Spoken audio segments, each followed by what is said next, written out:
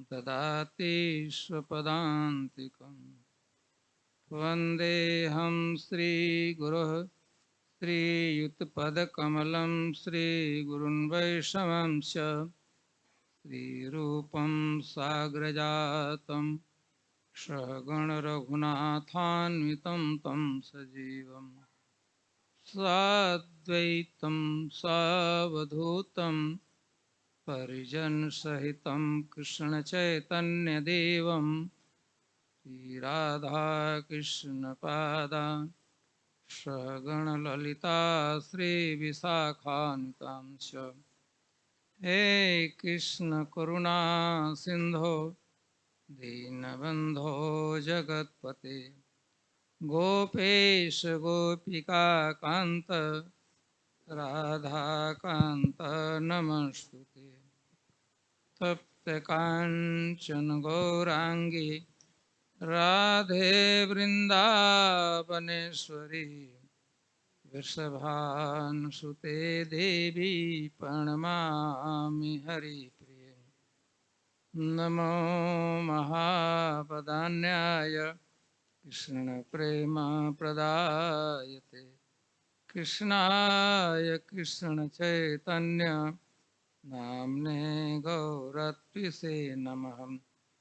जय श्री कृष्ण चैतन्य प्रभु नित्यानंद श्री अद्वैत गदाधर श्रीवासादि गौर भक्त वृंद। हरे कृष्णा कृष्णा कृष्णा हरे हरे, हरे राम राम राम हरे हरे। तो श्रीमद् भागवतम के चौथे स्कंध में हम एक श्लोक 41वां उसका 14 अध्याय है और 41वां अध्याय 41वां श्लोक है, उसके विषय में थोड़ा चर्चा करते हैं।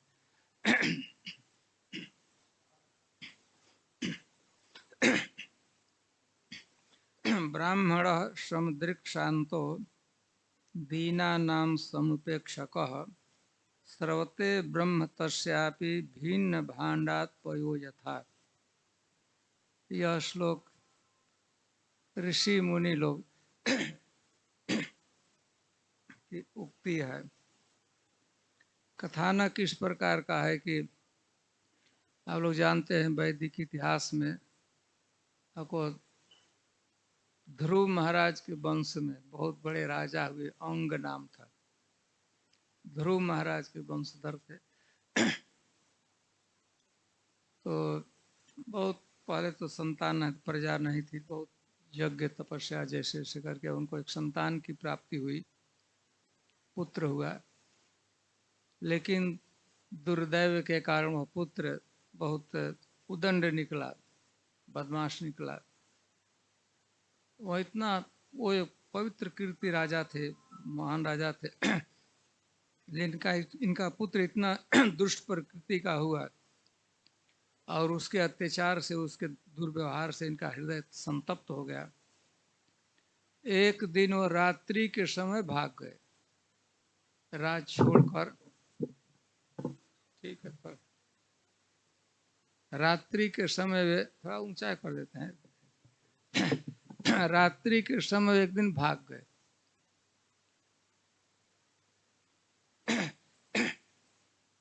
कोई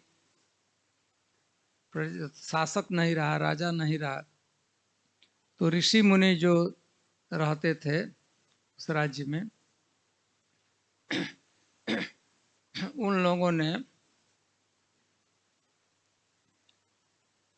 अब जानते थे कि उनका पुत्र दुष्प्रकृति का बेन है, उसको राज्य पर अभिषिक्त किया। राज पर अभिषिक्त होकर अभिषिक्त के भी कारण पड़ा, जैसे तैसे उसको अभिषिक्त किए। जानते थे कि यह दुष्ट प्रकृति का है, परंतु कोई राजा नहीं है तो समथिंग इज बेटर देन, तो कोई नहीं तो कुछ तो शासन करेगा। लेकिन वो बहुत दुष्ट प्रकृति का व्यक्ति निकला राजा।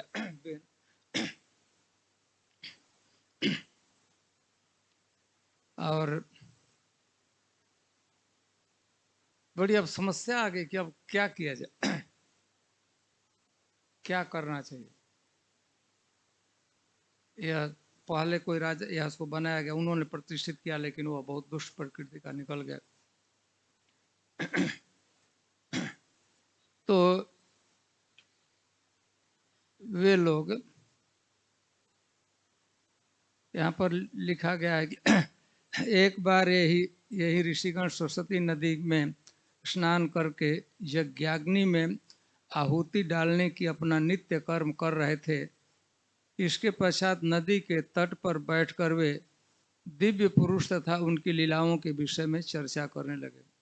सरस्वती नदी के तट पर साधु महात्मा भजन कर रहे थे। तो अब बड़ी समस्या हुई, क्या किया जाए।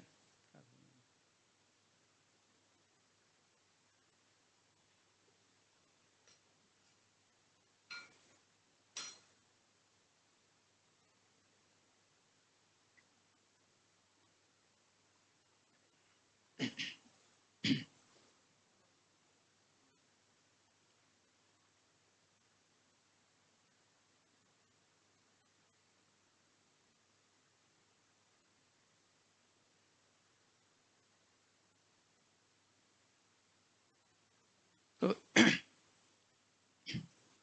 वो लोग ऋषि लोग अपने तप बल से उसको नष्ट कर दिए, बेन की मृत्यु हो गई। इसके बाद वो जंगल में अपना जाते भजन करते। एक दिन साहित्यिक ढंग से वर्णन किया गया है, एक दिन वो भजन कर रहे थे तो देखे कि बहुत धूली उड़ी हुई है। कोई हवा नहीं, तीव्र तूफान नहीं आया था, हवा नहीं चल रही थी जैसे, लेकिन फिर भी इतना आकाश में धूली क्यों छाया हुआ है। तो उन लोगों ने अपने संकल्प से जान लिया कि इतने चोर उचक्के हो गए हैं, प्रजा को लूट रहे हैं, इतने दौड़ धूप कर रहे हैं, उसे धूली उठ रहे हैं। तो अब उसको उन लोगों को विचार करना था, वो लोग क्या करें इस अवस्थी में।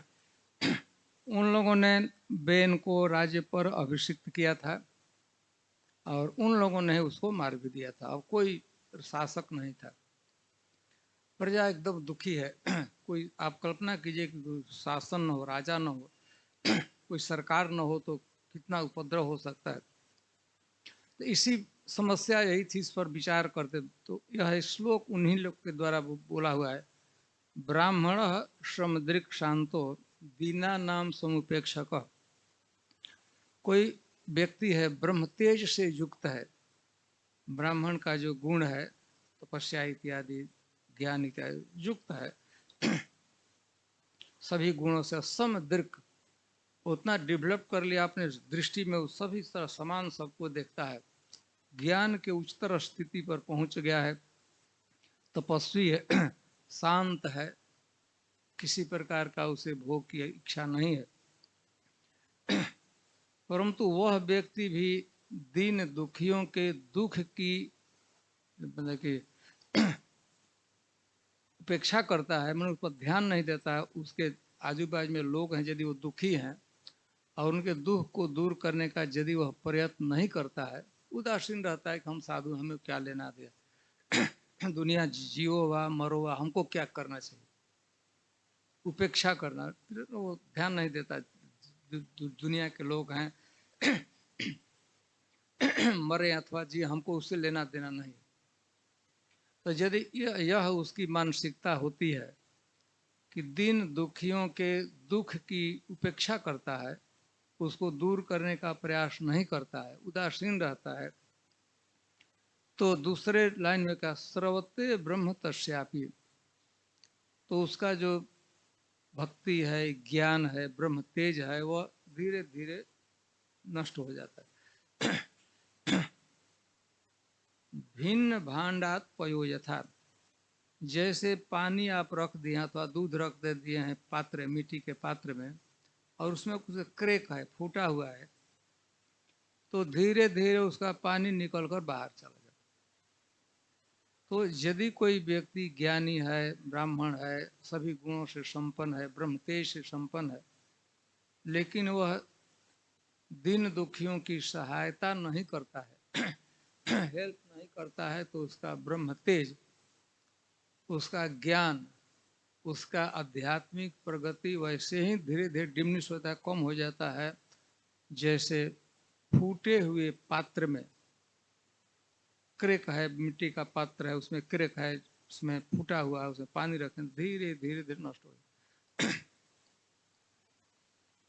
तो कभी भी भूल कर भी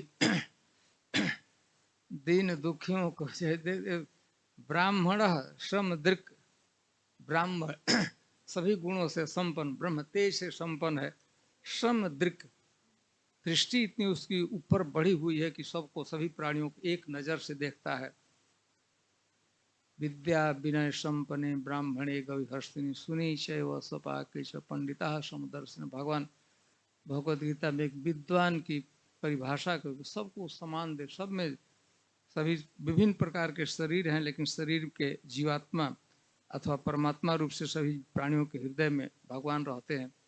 तो इसे सबसे व्यवहार कर उस उच्च स्थिति पर पहुंचने के बाद भी यदि वह दीन दुखियों के दुख को दूर नहीं करता है सामर्थ्य रहते हुए, तो उसका ब्रह्म तेज, स्पिरिचुअल पोटेंशियल धीरे धीरे नष्ट हो जाए। तो हम थोड़ा तात्पर्य पर, मानव समाज का सर्वोच्च वर्ग होने के का कारण ब्राह्मण अधिकांशतः भक्त होते हैं। यहाँ पर प्रभुपाद जी ब्राह्मण से मतलब के प्रायः भक्त ही होते हैं। वे आध्यात्मिक प्रगति के कार्यों में व्यस्त रहने के कारण सामान्यतः इस भौतिक जगत में होने वाली घटनाओं से अनजान रहते हैं। तो भी जब मानव समाज पर कोई विपदा आती है तो वे उदासीन नहीं रह सकते। यदि वे पीड़ित मानव समाज के उद्धार के लिए कुछ नहीं कर पाते तो यह कहा जाता है कि ऐसी उपेक्षा से उनका आत्मज्ञान घटता है। यद्यपि लगभग सभी ऋषि मुनि अपने व्यक्तिगत लाभ के लिए हिमालय जाते हैं, किंतु प्रहलाद महाराज ने कहा है कि वे अकेले, सॉरी, किंतु प्रहलाद महाराज ने कहा है कि वे अकेले मुक्ति नहीं चाहते थे। उन्होंने तब तक प्रतीक्षा करने का संकल्प किया जब तक कि संसार के सारे पतित आत्मा मुक्त न हो जाए। तो उपदेश है यहाँ पर, ऋषि मुनि यह कहते हैं, उनकी स्थिति थी, अब हम लोगों को क्या करें। समाज में तो बहुत उपद्रव है, बहुत लोग दुखी हैं, चोर चक्के बढ़ गए हैं, लोग सताए जा रहे हैं, और हम लोग जंगल में बैठे हैं भजन करने। तब हम लोगों को क्या करना है, करें कि नहीं। उन्होंने विचार किया कि नहीं, हमको सहायता करना चाहिए। उसी क्रम में आप दूसरों को सहायता करना, हेल्प करना, दुनिया के लोग तो दुखी हैं, उनके दुख को दूर करना है, तो सबसे बड़ा किसी व्यक्ति का सहायता हम लोग कर सकते हैं, कोई ज्ञानी कर सकता है, तो वह यही कर सकता है कि उसको भगवान के भक्ति में लगा दे। क्योंकि संसार में जितना दुख है, प्राणी हम लोग दुखी हैं, दुख में फंसे हुए हैं। दुख का मूल स्रोत, मूल कारण है कि हम लोग भगवान से विमुक्त हो गए, भगवान से अलग हो गए, भगवान की भक्ति से अलग। तो जब ही हम भगवान से जुड़ते हैं, कोई भी प्राणी यदि जुड़ता है भगवान की भक्ति करना, उसका सारा दुख दूर हो जाता है। तो यदि हम लोग कोई सहायता करना चाहता है, और सहायता करनी चाहिए, जितना सामर्थ्य है, रोटी कपड़ा मकान देना ही चाहिए, बहुत अच्छी बात है। लेकिन किसी भी जीव का सबसे बड़ा उपकार इसमें है कि उसको भगवान के भक्ति से लगा दिया जाए, भगवान के भक्ति में उसको लगा दिया, भगवान से उसको जोड़ दिया जाए। जो ही कोई व्यक्ति भगवान से जुड़ता है, भगवान की भक्ति में लग जाता है, तो उसका संपूर्ण प्रकार के दुखों से, द्वंद्वों से मुक्त हो जाता है। इसलिए भगवान चैतन्य महाप्रभु का प्रसिद्ध भारत भूमि ते हैल मनुष्य जन्म जार, जन्म सार्थक करी कर परोपकार। भारत भूमि में चैतन्य महाप्रभु कहते, जिस व्यक्ति का जन्म पुण्य भूमि भारतवर्ष में मनुष्य के रूप में हुआ है, उसको जन्म सार्थक, अपने जीवन को मीनिंगफुल सार्थक बनाना चाहिए, उपयोगी बनाना चाहिए, सफल बनाना चाहिए भगवान की भक्ति करके। और फिर भगवान चैतन्य महाप्रभु जिसका जन्म मनुष्य के रूप में भारत भूमि में हुआ है, एक एडिशनल उत्तरदायित्व चैतन्य महाप्रभु कहते हैं कि कर पर उपकार, दूसरों की भलाई। साधु प्रकृति के होते दूसरों के, अपने लिए जीना बहुत ग्लोरियस जीवन नहीं माना जाता है। वैदिक साहित्य में बात कही कि जो जिसका जीवन दूसरों के लिए होता है, पेड़ों की बड़ी प्रशंसा है कि उस पर जो फल होता है वो दूसरों के लिए, अपने फल नहीं खाता है पेड़।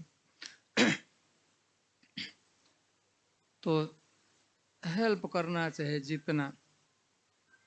एक हम छोटी सी सामान्य कथा है, कहानी है। एक साधु रहते थे, महात्मा भारती बाबा उनका नाम था। तो कोई आसक्ति नहीं थी धन में, परिवार में आसक्ति नहीं थी। अलग गांव के बाहर ही मंदिर बनाए थे, कुटी बनाए थे, वहीं भजन करते थे। कोई न तो व्यक्ति में न तो वस्तु में, धन में कोई आसक्ति नहीं थी, रहते थे आश्रम में रहते थे। एक घोड़ा रखे थे, वो शौक था। साधु तो हो गए थे, साधु थे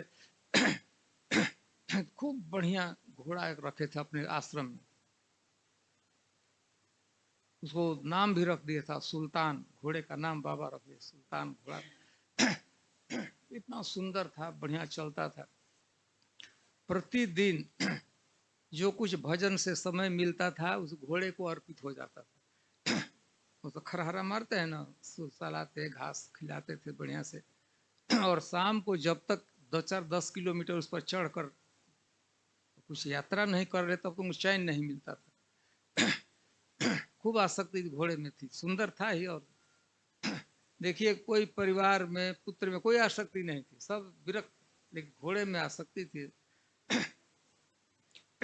कोई जाता था तो खूब प्रशंसा करते थे, कितना बढ़िया आता था। ऐसे चलता है जैसे कि मयूर नृत्य कर, आकाश में बादल को देखकर मयूर, तो घोड़े को प्रशंसा करते थे।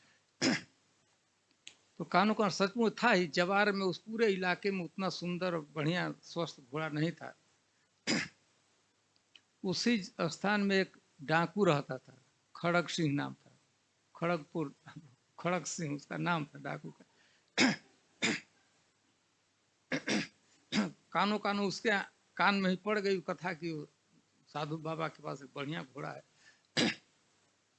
और उसका स्वभाव था खड़ग सिंह का, जो कुछ वस्तु उसको पसंद आ जाती थी उस पर अपना अधिकार समझता था। उसका समझता कि हमको पसंद आ गया, मतलब मेरे पास उसका जन्म सिद्ध अधिकार। बाबा के पास है, प्रणाम किया, बाबा पैर पकड़ कर प्रणाम किया। तो बाबा पूछे कैसा, ठीक है ना, आपकी दया है, आपकी कृपा से। तो पूछे भारती बाबा साधु कैसे ऐसे ऐसे ही आपके सुल्तान की खबर सुंदरता आकर्षित कर लाए यहाँ पर। तो खूब प्रशंसा की, ऐसे बढ़िया ऐसे चलता है। फिर खड़ग सिंह कहा कि बाबा ठीक है तो बात है, लेकिन जब उसकी चाल नहीं देखी तो तो घोड़े पर बाबा बैठे और वो भी अपना घोड़ा लाया था, लेकिन उसका भी घोड़ा था, जैसे घूमे। इसके बाद फिर आश्रम में आए तो अब चलने का समय था। कहा कि बाबा यह घोड़ा तो मेरे पास होना चाहिए। आप साधु फकीर क्या है, इस क्या जरूरत है आपको, आपको क्यों, आपके आश्रम में सब फकीर हैं, साधु हैं, भजन करते हैं, ये तो ऐसा घोड़ा तो मेरे पास होना चाहिए था। तो बाबा सुने थे, आवाज सुनते हैं, लगा कि उनके हृदय पर सांप लौट गया। जानते थे कि खड़ग सिंह उसके जो उसके कोई वस्तु पसंद आ जाती है तो उसका अधिकार समझता वो ले ही लेता है। प्रसिद्ध डाकू था, चला गया कह कर। लेकिन बाबा यह जानते थे तो अब आश्रम में जहाँ घोड़ा बांधते थे उसी के खाट डालकर आगे ही सोते थे रात्रि के समय। महीनों बीत गया, आया नहीं। तो बाबा को भी लगा कि ऐसे ही वह कह दिया होगा, कुछ मतलब नहीं। निश्चिंत हो गए उससे। लेकिन प्रतिदिन अपने रूटीन के अनुसार शाम के समय एक दिन उसे घोड़े पर चढ़कर, जैसे 7-10-5 किलोमीटर रोज टहलने जाते ही थे शहर पर।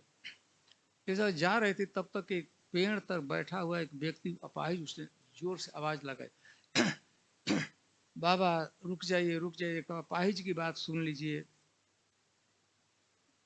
दिन दुखिया की बात सुन लीजिए, कुछ हम सावधान। इधर से घोड़ा को मोड़े, लाए वहां पर, ऊपर ही बैठे थे घोड़े पर आए, पूछे कि क्या, कहें कि बाजू में ही गांव है, हमको बहुत कष्ट है, रोग है, चल नहीं सकता हूँ, दिन दुखिया, वहां तक पहुंचा दीजिए हमको। बाबा ने उस व्यक्ति को घोड़े पर बैठा दिया और लगाम लेकर आगे आगे, नजदीक ही गांव जानते थे, 1-2 किलोमीटर दूर पहुंचाने जा। बाबा आगे आगे चल रहे थे, घोड़े का लगाम उनके हाथ में था और वह अपाहिज व्यक्ति था ऊपर बैठा था।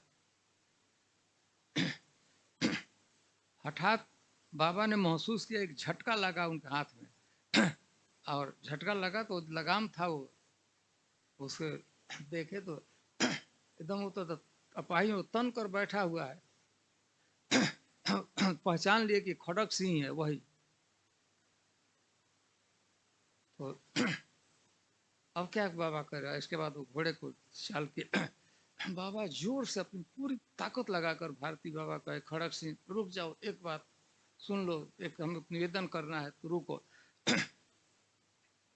तो घोड़ा को रोक लिया और रोकने के बाद कहा कि बाबा आप जो कहिए मैं करूंगा, केवल एक बात, इस घोड़ा को छोड़कर, ये घोड़ा तो मेरा हो चुका है, मैं नहीं दूंगा, लेकिन इसके अतिरिक्त आप जो कहिए मैं आपका सेवक हूं, करूंगा, लेकिन घोड़ा नहीं दूंगा। बाबा दुखी तो थे, लेकिन उन्होंने कहा कि खड़क सिंह तुम्हारा ये हो चुका है, तुम्हारा है घोड़ा, मेरा नहीं है। हमें घोड़े की याचना की दूसरी बात कहना है। वो क्या बताइए। भारती बाबा कहे कि बेटा इस घटना को जो हमारे तुम्हारे साथ घटित हुई अभी, इसको किसी से मत कहना। तो इसी से किसी को न कहना है। इससे आपको क्या है? वो तो सोचता था कि वही वही प्रचार करेंगे, वही कह रहे हैं किसी को, यह घटना जो अभी घटी है हमारे तुम्हारे साथ, इसको किसी से मत कहना। तो पूछा कि इससे आपको कोई आपत्ति क्या है? आपको, मैं तो समझता था आप ही सबको बताए, आप किसी से नहीं कहना। तो भारती बाबा कहे कि बेटा यदि इस घटना को कोई लोग जानेंगे तो दीन दुखियों पर विश्वास लोग नहीं करेंगे। मैंने तो तुमको चढ़ाया तो यह घटना को दीन दुखियों को सहायता नहीं। और ऐसे ही घोड़े से मुख मोड़ लिया भारती बाबा, जैसा उसे कोई संबंध ही नहीं हो, कुछ नहीं रहा। आश्रम में आ गए, लेकिन यह वाक्य उसे खड़क सिंह के मन में बार बार आता रहा। इस घटना को पता लग जाएगा तो सोचता था कि कितना ऊंचा विचार है, कितना महात्मा है।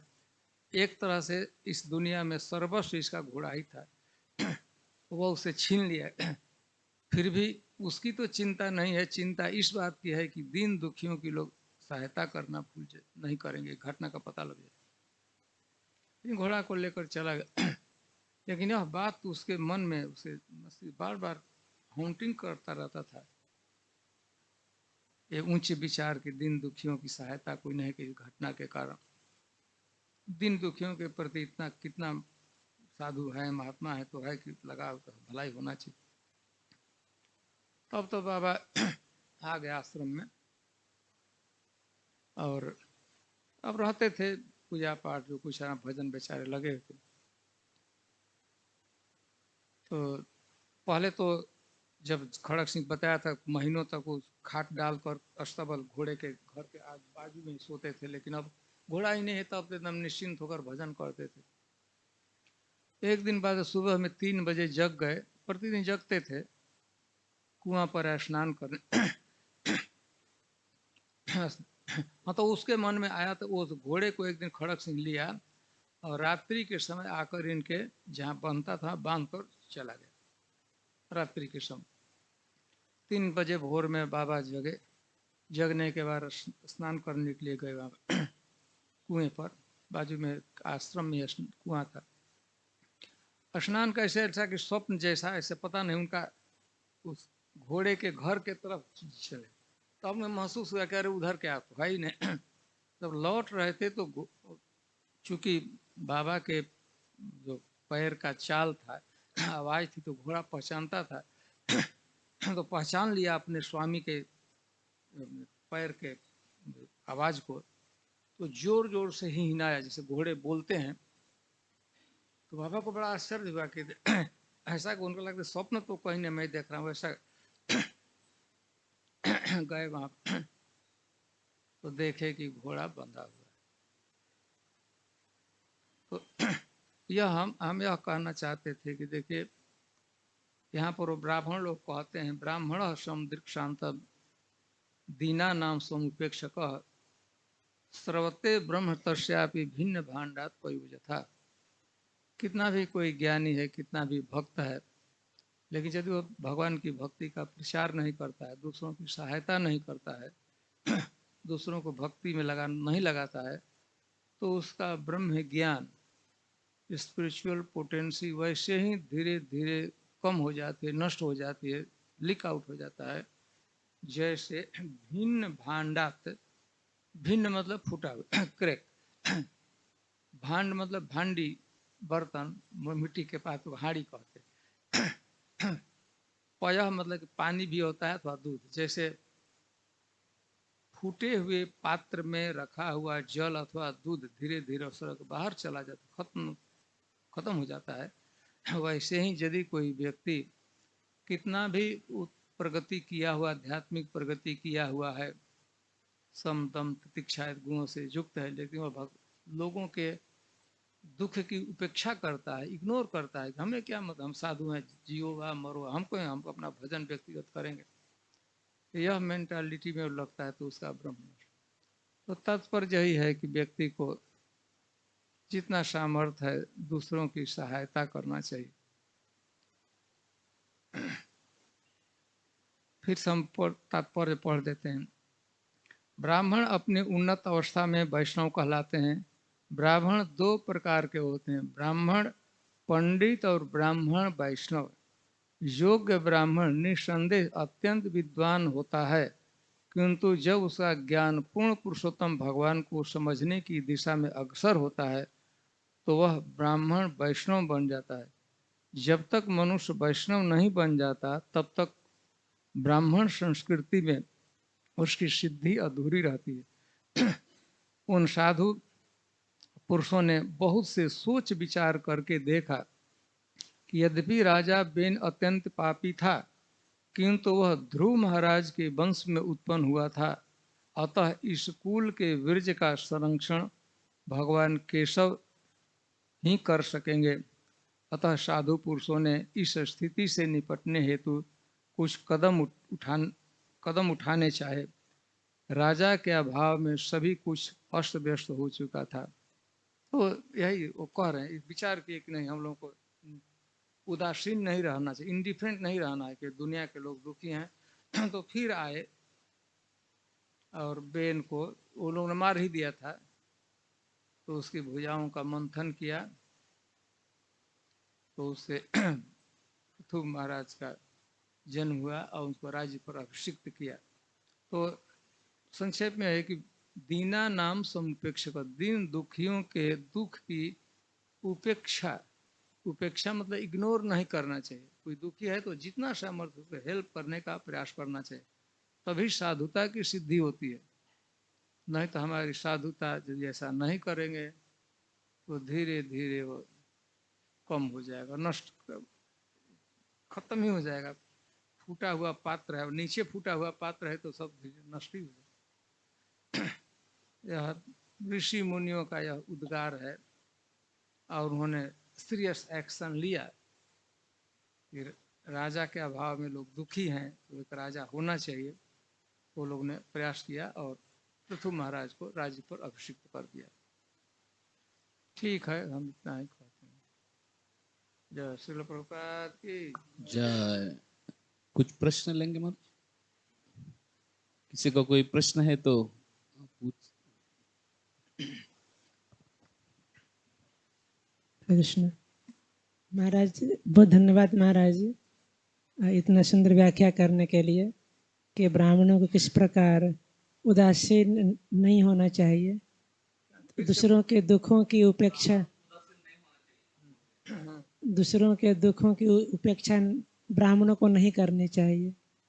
और अगर किसी को सुख देना है जीवन में तो भगवान की भक्ति से जोड़ना चाहिए। महाराज जी, हम देखते हैं अपने प्रचार के संदर्भ में कितनों को हम प्रचार करते हैं, भक्ति में लाते हैं, इस विचार से कि भक्ति में आकर के सुख मिलेगा, परंतु कितने भक्त जो है भक्ति छोड़ देते हैं कुछ समय के बाद, क्योंकि आने के बाद उनको जिस सुख की अपेक्षा थी वह सुख मिलता नहीं है, अथवा उनका दुख जो है शांत होता नहीं है, और फिर कुछ समय के बाद जो है भक्ति भी छोड़ देते हैं। तो ऐसा कैसे होता है कि जो है व्यक्ति भगवान के पास आए और कुछ समय भक्ति करने के बाद भी छोड़ दे?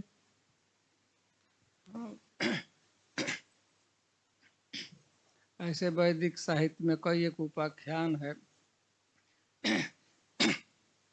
कि भक्ति लोग प्रारंभ करते हैं, लेकिन किसी न किसी कारण से भौतिक संसार का आकर्षण इतना तीव्र है, माया का इतना प्रभाव है कि बीच में कुसंग के कारण ऐसे भक्ति के विषय में तो रूप गोस्वामी इत्यादि कहें कि बहुत आनंद मोक्ष लघुता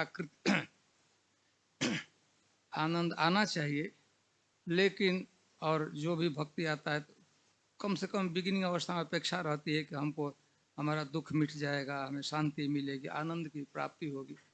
तो अपेक्षित आनंद की प्राप्ति नहीं होती है और माया का प्रभाव होता है तो भक्ति छोड़ देते हैं। बहुत से वैदिक ग्रंथों में उदाहरण है।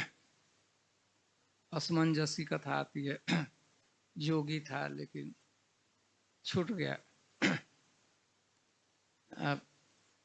वैसे तो यथार्थ अर्थ में तो है कि जड़ भरत जी, जड़ भरत, राजर्षि भरत, जहौ जुवैव मलवत उत्तम श्लोक लाल, एकदम भरी महाराज भरत चक्रवर्ती सम्राट थे। जहौ जुवैव मलवत, अपने राज्य का वैसे ही परित्याग कर दिए। उनके पुत्र थे, उनकी पत्नियां थी, एकदम समृद्ध राज्य था, लेकिन उत्तम भगवान की आराधना करने की इतनी तीव्र इच्छा हुई, प्रबल इच्छा की सब कुछ छोड़कर वो जहौ जुवैव मलवत, जुआवस्था में अपने वैभव को, अपने राज्य को, पुत्र को, परिवार को, वैभव को वैसे ही छोड़ दिया। मलवत, कोई मल त्याग करता है तो चिंता नहीं न करता है कि वो क्या होगा, उसका सुअर खा जाएगी कि बर्बाद होगा, चिंता नहीं रहती। देखिए अपने पुत्र को, परिवार का वैसे उन्होंने त्याग कर दिया।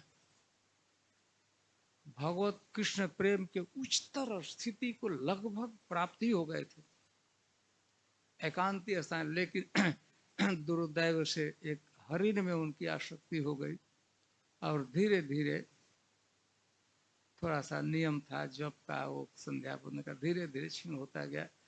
उस हरिण में आसक्ति हुई, और जानते हैं हरिण मार्ग से तो जब मरते समय मृत्यु सज्जा पे थे तो हरिण भी हित अनहित पशु पक्षी हूँ जाना, वह भी हरिण का बच्चा बैठा हुआ था वहीं पर, और उसको भी भान हो रहा था अंदर से कि हमारे स्वामी जी ने हमका पालन किया हुआ, उनका मृत्यु हो रहा।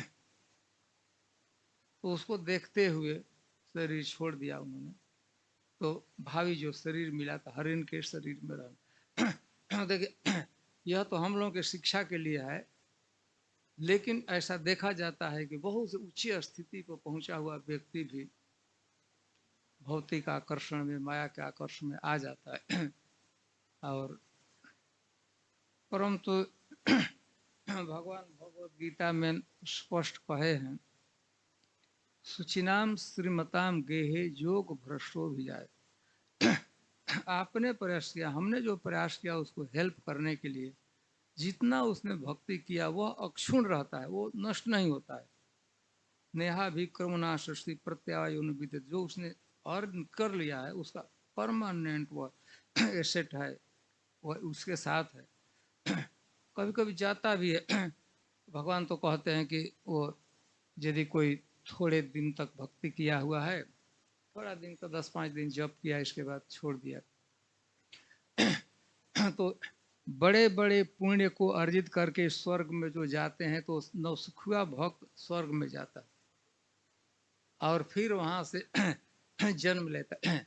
सुचिनाम श्रीमताम गेहे, सुचि परिवार, पवित्र परिवार में, पवित्र और धनवान परिवार में जन्म लेता है, और फिर वहां पर उसके स्वाभाविक रुचि, चूंकि पहले वो भजन किया है तो रुचि होती है, और फिर से भजन करके वह संसिद्धि को प्राप्त कर जाता है। सुचिनाम श्रीमताम गेहे जोग भ्रष्टो भी जाए, जोग भ्रष्ट व्यक्ति तो जो उसने किया वह तो उसके पास एसेट, उसकी संपत्ति परमानेंट उसका तो हो गया है, और वह हेल्प करता है। बड़े बड़े हजारों यज्ञ के करके सफलता यज्ञ करते हैं, जो स्वर्गीय लोकों में जाते हैं, उस लोकों में अनायास से 2-10 दिन जप किया तो हो जाता है। और कहीं दीर्घ काल तक वह कर लिया, 2-4-5 वर्ष भजन कर लिया, अथवा बहुनाते अथवा जोगिना में वह कुले भौति धीमताम, ज्यादा दिन तक रहा, जो भ्रष्ट हो गया तो वो उसका जन्म होता है डायरेक्ट किसी भक्त के परिवार में जन्म हो जाता है। भक्त के परिवार में जन्म होता है तो स्वाभाविक है, आप लोग जानते होंगे महानिधि महाराज वृंदावन में रहते हैं, तो एक पुस्तक लिखे हैं अप्रिशिएटिंग वृंदावन, उनकी पुस्तक है। तो एक अपनी घटनाओं का जिक्र किए हैं। एक दिन वो गिरिराज जी की परिक्रमा कर रहे थे, गिरिराज जी गोवर्धन की परिक्रमा। तो देखा कि एक माता जी है वही परिक्रमा कर रही है, उसे गोद में एक छोटा सा बच्चा था, और एक लड़का उसका माता जी की उंगली पकड़ कर चढ़ रहा था, वो परिक्रमा कर रहा था गिरिराज जी की। और माता जी गर्भवती थी, उदर में एक लड़का था, एक मैंने गोद में लड़का था, एक अंदर लड़का था, और एक उंगली पकड़कर, जैसे वो भी रो रहा था लड़का, उस महाराज देख रो रहा था, चढ़ रहा था। उसको पता नहीं था कि क्या माँ तो भक्त है तो गिरिराज की परिक्रमा। तो अब देखिए भक्त परिवार में यह जो चल रहा था लड़का, जिसको उंगली माँ का पकड़ा हुआ था, रो भी रहा था पैर में, बेचारा वो नहीं जानता, गोद में था तो उसको तो पता ही नहीं था, और वो उदर में था, पेट में था, तो उसने तो सूर्य के किरण भी नहीं देखा था। लेकिन उस परिवार में चूंकि जन्म लिया है, तो जन्म लेने से पहले वो गिरिराज जी की परिक्रमा किया था, और जो गोद में था एक कदम नहीं चल सकता था, वो परिक्रमा कर। और तो अथवा जोगिना में वो कुले भवति धीमताम, भक्त के तो इस जन्म में प्रत्यक्ष रूप से छोड़ भी दिया, कोई थोड़ा दिन तक भजन किया, छोड़ भी दिया, तो फिर भी कोई जो प्रयास रहा, प्रचारक का प्रयास, वो निष्फल नहीं जाता है, वो तो एसेट है, और वह कभी न कभी उसको काम आ जाता है वो भक्ति। तो इसलिए निराश नहीं होना चाहिए। ऐसे संसार है, संसार का आकर्षण है, माया का आकर्षण है, और इतना यह आकर्षण है कि बड़े बड़े लोग विचलित हो जाते हैं। तो इसलिए उससे यह जान कर कि जो 2 दिन भी वह जॉब कर लिया तो वह तो उसका परमानेंट एसेट हो गया ना, कमाई संपत्ति हो गया, और कहीं ना कहीं वो काम कर ही जाएगा। इस जन्म नहीं तो पूर्व जन्म में, अगले जन्म में, भावी जन्म में उसका वो काम आ जाएगा। इसलिए संसार का यह आकर्षण है, माया का प्रभाव है, माया जगत में रहते हैं तो उसका भी साम्राज्य, कली का भी उसका राज्य में हम लोग रहते हैं। हमारे राज्य में कलयुग नहीं रहता, हम लोग कलयुग के राज्य में रह रहे हैं, माया के राज्य में रह रहे हैं, तो उसके प्रभाव रहेगा। लेकिन फिर भी जो प्रचारक है, प्रीचर है, उसे निराश नहीं होना चाहिए। हानि तो उसे कुछ नहीं है, जितना है तो लाभ ही है। ठीक है, तो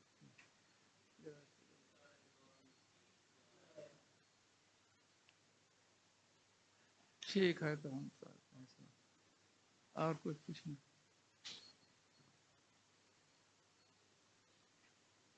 महाराज, आपने बताया कैसे जो महात्मा लोग होते हैं वो दीन दुखियों का जो मदद करने का वो प्रयास करते हैं। तो आप जैसे जड़ भरत के कथा में एक बार मैं सुन रहा था, आप बता रहे थे कि कभी कभी भक्ति में दया भी बाधक बन जाती है। जो जैसे महर्षि जो भरत थे, वो जब देखते हैं उस हिरन के बच्चे को, तो वो उसको उठा लेते हैं और फिर अपने आश्रम में ले आते हैं और उसका देखभाल करते हैं। तो आप उसमें व्याख्यान में आप बता रहे थे कैसे भक्ति में कभी कभी दया भी बाधक बन जाती है, क्योंकि वो हिरन का बच्चा था, वो तो भजन तो किया नहीं और उसके कारण उनका जो भजन है वो नष्ट हो गया। तो इन दोनों चीज़ों को मतलब कैसे समझा जाए? क्या जो महात्मा होते हैं वो सिर्फ आध्यात्मिक प्रगति के लिए लोगों का प्रयास करते हैं, या अगर समर्थ हो तो भौतिक प्रगति या भौतिक जरूरतों को भी पूरा करते हैं? मैं जो साधु हो तो हर एक तरह से टॉप मोस्ट उपकार है कि लोगों को भक्ति में लगाना, बहुत अच्छी बात है। लेकिन यदि हमारा सामर्थ्य है, किसी को रोटी कपड़ा मकान यह जरूरत है और हमारा सामर्थ्य है, तो यह भी करना चाहिए। यह अपना वो क्या कहते हैं कि दायित्व है। ऐसा आध्यात्मिक के लिए तो प्रयास करना ही चाहिए।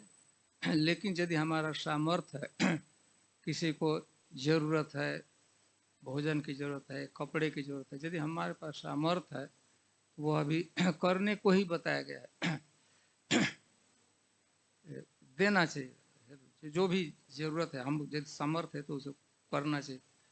नहीं करते हैं तो वह दोषपूर्ण स्थिति होती है।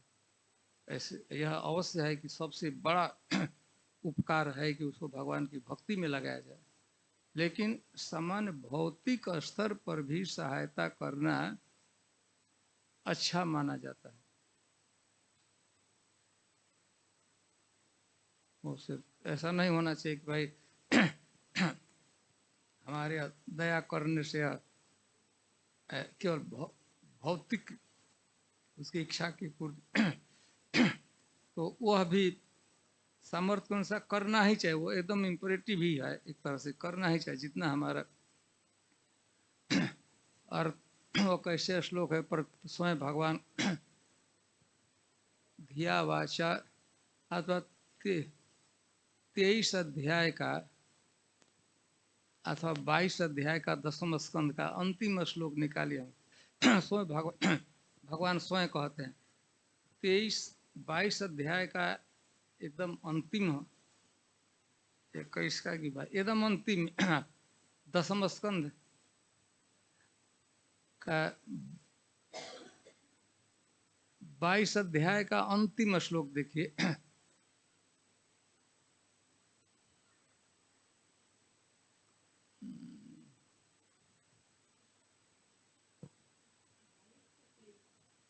22 का पहले दिखा मुझे, 23 में है कि 22 में याद नहीं आता है।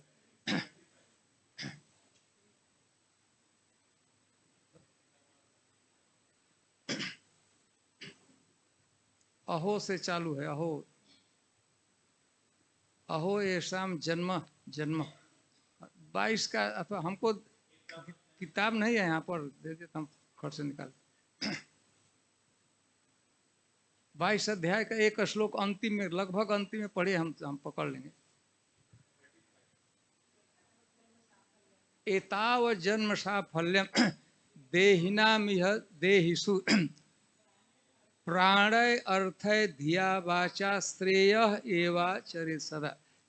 प्राण ही जीवन शक्ति, अर्थय धन, प्राणय अर्थय धिया इंटेलिजेंस, वाचा श्रेय ही करना चाहिए। तो उसमें धन की एक बात भगवान, एक डायरेक्ट भगवान का वाक्य। भगवान एक दिन वृंदावन में घूम रहे थे, थोड़ा गर्मी का समय था, तो पेड़ों के नीचे, तो पेड़ों को दिखाकर भगवान कहने लगे, ऐसा कैसे श्लोक, एतावनेव जन्म साफल्य, बस इतना ही है। अर्थ है देहिनामिह देहेषु प्राणय अर्थय धिया वाचा श्रेय एवाचरित सदा। हमेशा दूसरों का भलाई करने, प्राण से, अर्थ से, बुद्धि से और वाणी से। तो उसमें स्पेसिफिक बात धन की ही बात आती है, जितना करना। और आगे भगवान कहते हैं, देखिए इन पेड़ों के पास जो कुछ है, पत्ता है, तो छाल है, फूल है, फल है, वो अपने लिए कुछ नहीं है। तो यह उसको बहुत ग्लोरियस जीवन माना जाता है, दूसरों के लिए जीता है। 22 में है ना कि 23 में, 23 का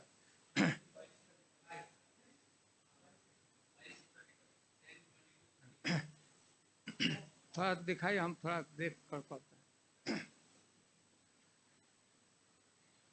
एताव जन्म साफल्यम, बस बस जीवन की सफलता इतना ही में है। क्या देहिना में है देहिषु, यदि कोई प्राणी किसी शरीर में आया हुआ है, देह में है, देही कहते हैं, किसी भौतिक शरीर में, प्राण ही, प्राण दूसरों की, प्राण अर्थ है, अर्थ मतलब धन, धिया बुद्धि, इंटेलिजेंस, हम सोचना चाहिए कि हम उसको कैसे भलाई कर सकते हैं, और वाचा वाणी, श्रेय श्रेय आचरित सदा, श्रेय को ही, श्रेय का आचरण ही करना चाहिए। उसके पहले वाला है, कैसे वो आएगा, पहले वाला किधर है, उसके पहले वाला देखिए,